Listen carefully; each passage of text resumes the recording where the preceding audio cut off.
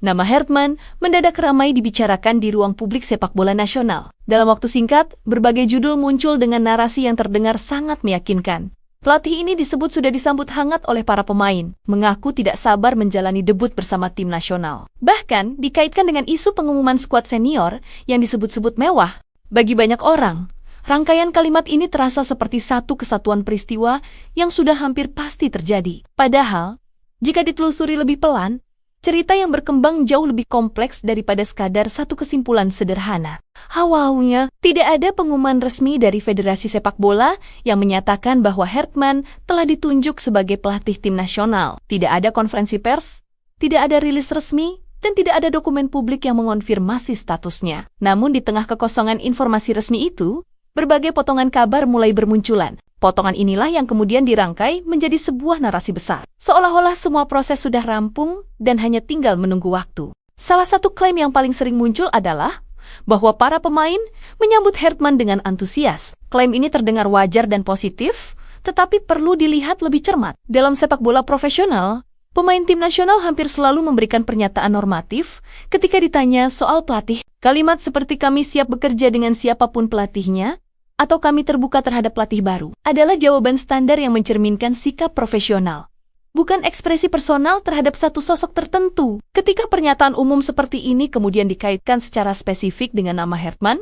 maknanya pun bergeser. Yang awalnya netral berubah menjadi seolah-olah ada hubungan langsung dan emosional yang sudah terbangun. Hal serupa terjadi pada narasi bahwa Hertman mengaku tidak sabar menjalani debut bersama tim nasional. Dalam berbagai wawancara, seorang pelatih sering menyampaikan antusiasme terhadap tantangan baru, atmosfer sepak bola di suatu negara, atau peluang melatih di level internasional. Antusiasme semacam ini adalah bagian dari etika komunikasi profesional.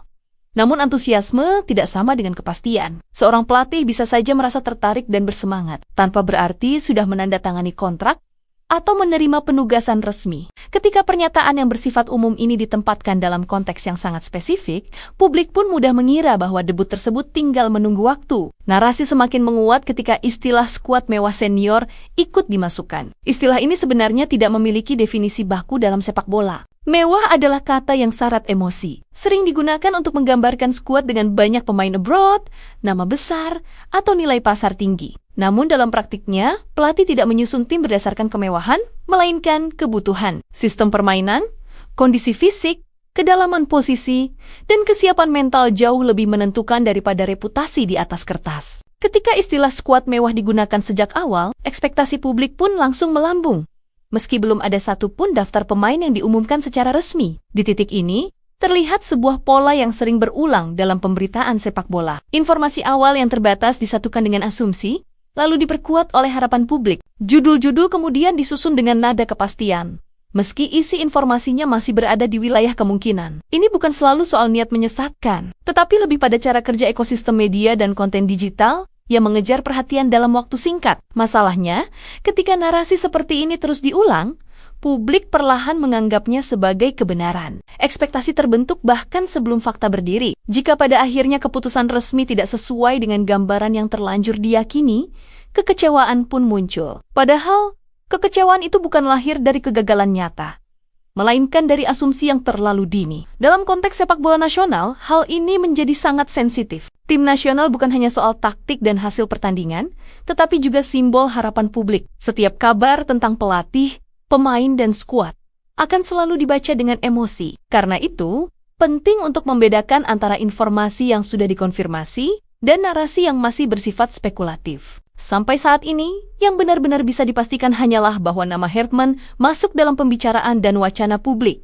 Selebihnya masih berada di ruang interpretasi. Tidak ada salahnya bersikap optimistis, tetapi optimisme tanpa dasar yang kuat justru bisa menjadi bumerang. Dalam sepak bola, proses seringkali jauh lebih menentukan daripada sensasi awal. Dengan memahami bagaimana narasi ini terbentuk, publik diharapkan bisa lebih tenang dalam menyikapi setiap kabar. Bukan untuk memadamkan harapan, melainkan untuk menempatkan harapan itu pada porsinya. Karena pada akhirnya, yang akan berbicara bukan judul atau rumor, melainkan keputusan resmi dan apa yang terjadi di atas lapangan. Ketika sebuah narasi sudah terlanjur dipercaya publik, tantangan terbesarnya bukan lagi soal benar atau salah, melainkan soal ekspektasi. Dalam sepak bola, ekspektasi yang dibangun terlalu cepat seringkali menjadi beban, bukan dorongan. Inilah yang perlu dilihat lebih jernih dalam isu yang mengaitkan Hertman dengan debut di tim nasional. Dan isu skuad senior yang disebut-sebut mewah. Publik kerap lupa bahwa sepak bola profesional bekerja dengan mekanisme yang jauh lebih kompleks daripada sekadar rumor dan pernyataan media. Penunjukan pelatih tim nasional bukan keputusan spontan. Ada proses panjang yang melibatkan federasi,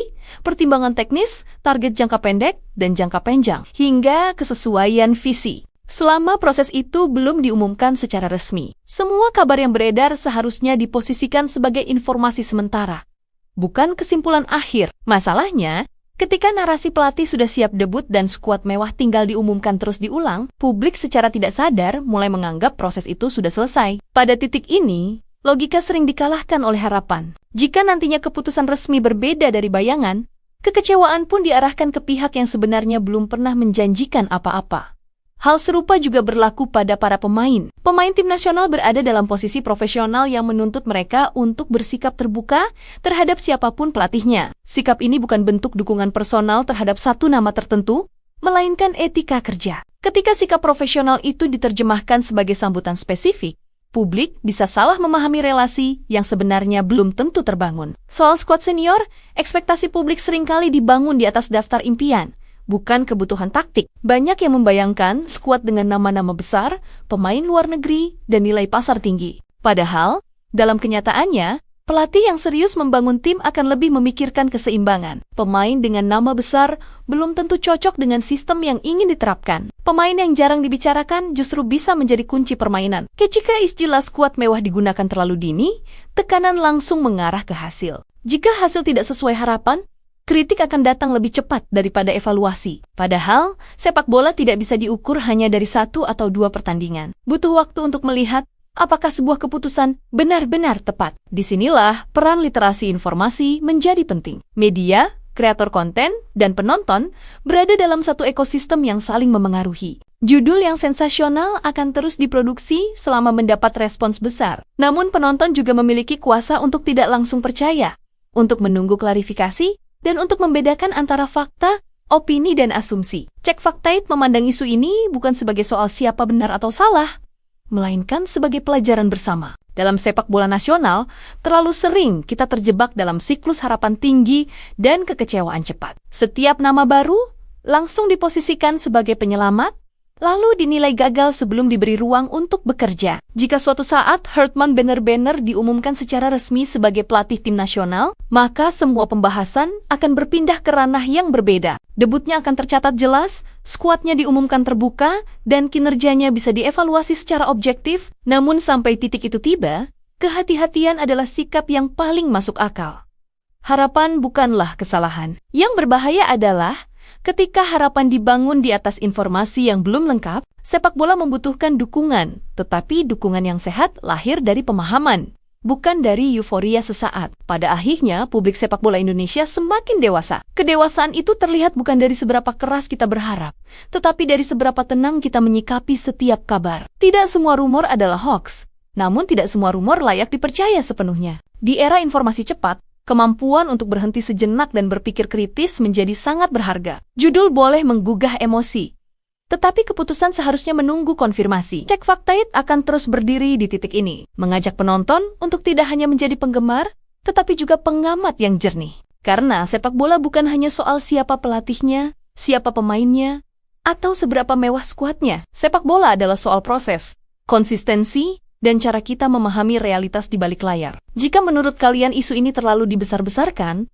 atau justru wajar sebagai bagian dari dinamika sepak bola nasional, silakan tuliskan pendapat kalian di kolom komentar. Jangan lupa untuk menyukai, membagikan, dan berlangganan channel Cek Fakta agar semakin banyak yang terbiasa menyaring informasi sebelum mempercayainya. Sampai di sini, satu hal yang perlu diingat bersama dalam sepak bola, kabar bisa datang dan pergi, tetapi fakta selalu menunggu untuk dibuktikan di lapangan. Di tengah derasnya informasi, yang paling kita butuhkan bukan kabar tercepat, tapi pemahaman yang paling jernih. Tidak semua yang viral adalah fakta, dan tidak semua yang ramai layak dipercaya begitu saja. Cek Fakta hadir bukan untuk memadamkan harapan, melainkan untuk mengajak kita semua berpikir lebih tenang, menilai lebih adil, dan menunggu konfirmasi sebelum menyimpulkan. Jika menurut kalian pembahasan ini penting, jangan lupa like, Subscribe dan bagikan agar semakin banyak yang terbiasa membedakan fakta, opini, dan asumsi. Karena sepak bola butuh semangat, tapi publik butuh kejernihan. Sampai jumpa di video Cek Faktayet berikutnya.